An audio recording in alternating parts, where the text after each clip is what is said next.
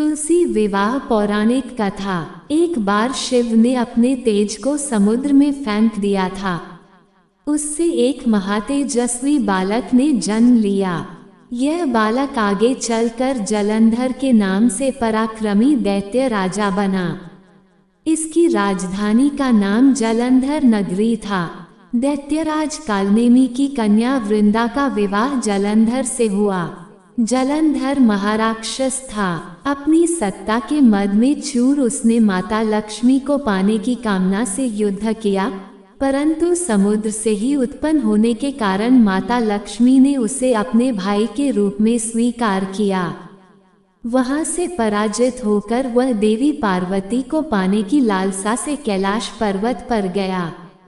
भगवान देवाधिदेव शिव का ही रूप धर कर माता पार्वती के समीप गया, परंतु मां ने अपने योग बल से उसे तुरंत पहचान लिया तथा वहां से अंतर्ध्यान हो गईं।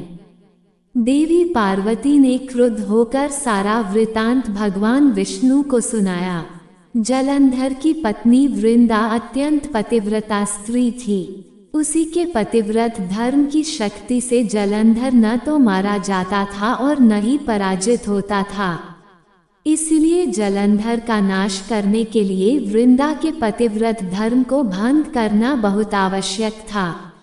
इसी कारण भगवान विष्णु ऋषि का वेश धारण कर वन में जा पहुँचे, जहाँ वृंदा अकेली भ्रमण कर रही थी।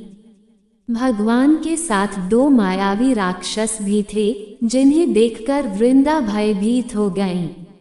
ऋषि ने वृंदा के सामने पल में दोनों को भस्म कर दिया। उनकी शक्ति देखकर वृंदा ने कैलाश पर्वत पर महादेव के साथ युद्ध कर रहे अपने पति जलंधर के बारे में पूछा।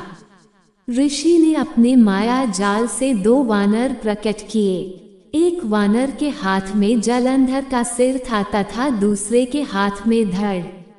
अपने पति की ये दशा देखकर वृंदा मूर्छित होकर गिर पड़ी।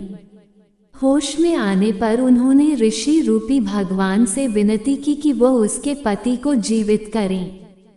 भगवान ने अपनी माया से पुनः जलंधर का सिर धड़ से जोड़ दिया, परंतु स्वयं भी वह उसी शरीर में प्रवेश कर गए।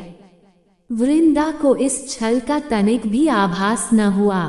जलंधर बने भगवान के साथ वृंदा पतिव्रता का व्यवहार करने लगी, जिससे उसका सतीत्व भंग हो गया। ऐसा होते ही वृंदा का पति जलंधर युद्ध में हार गया।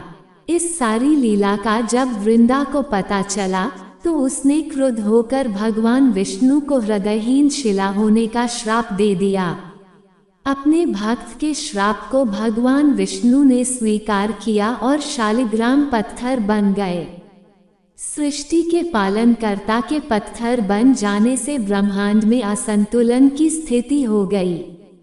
ये देखकर सभी देवी देवताओं ने वृंदा से प्रार्थना की वह भगवान विष्णु को श्राप मुक्त कर दे। वृंदा ने भगवान विष्णु को श्राप मुक्त कर स्वयं आत्मदाह कर लिया। जहाँ वृंदा भस्म हुई, वहाँ तुलसी का पौधा उगा। भगवान विष्णु ने वृंदा से कहा, हे वृंदा, तुम अपने सतीत्व के कारण मुझे लक्ष्मी से भी अधिक प्रिय हो गई हो। अब तुम तुलसी के रूप में सदा मेरे साथ रहोगी। तब से हर साल कार्तिक महीने के देव उठावनी एकादशी का दिन तुलसी विवाह के रूप में मनाया जाता है। जो मनुष्य भी मेरे शालिग्राम रूप के साथ तुलसी का विवाह करेगा, उसे इस लोक और परलोक में विपुल यश प्राप्त होगा। वृंदा ने भगवान विष्णु को श्राप मुक्त कर स्वयं आत्मदाह कर लिया। जहाँ वृंदा भस्म हुई, वहाँ तुलसी का पौधा उगा। भगवान विष्णु ने वृंदा से कहा, हे वृंदा, तुम अपने सतीत्व के कारण मुझे लक्ष्मी से भी अधिक प्रिय हो गई हो। अब तुम तुलसी के रूप में सदा मेरे साथ रहोगी। तब से हर साल कार्तिक महीने के देव उठावनी एकादशी का दिन तुलसी विवाह के रूप में मनाया जाता है। जो मनुष्य भी मेरे शालिग्राम रूप के साथ तुलसी का विवाह करेगा, उसे इस लोक और परलोक में विपुल यश प्राप्त होगा। उसी दैत्य जलंधर की यह भूमि जलंधर नाम से विख्यात है। सती वृंदा का मंदिर मोहल्ला कोट किशनचंद में स्थित है। कहते हैं कि इस स्थान पर एक प्राचीन गुफा भी थी जो सीधी हरिद्वार तक जाती थी। सच्चे मन से 40 दिन तक सती वृंदा देवी के मंदिर में पूजा करने से सभी मनोरथ पूर्ण होते हैं।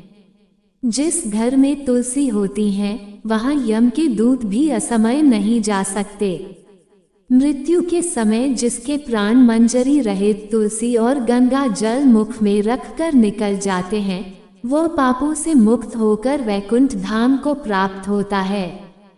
जो मनुष्य तुलसी व आंवलों की छाया में अपने पितरों का श्राद्ध करता है उसके पितर मोक्ष को प्राप्त हो जाते हैं।